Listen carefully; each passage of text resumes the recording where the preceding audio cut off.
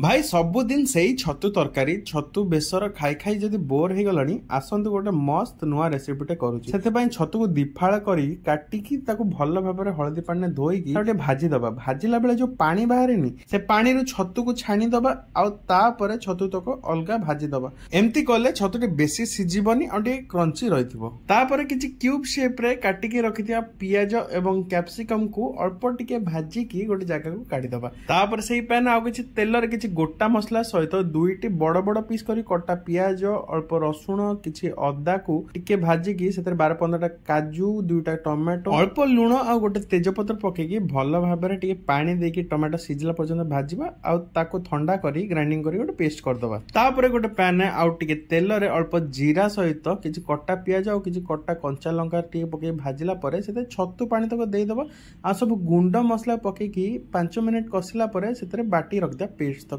मसला टी भल भाव में 10 मिनिट पर्यंत लो मीडियम फ्लेम रे कसिबा आउे छतु तक पकेकी टिके गोलेला परे सेतरे पानी देदबा पानी फुटी गले सेतरे भाजिकी रखथिया पियाज और कैप्सिकम को पकेदबा सेतरे किछि फ्रेश क्रीम और बटर देके भल भाव में गोलेकी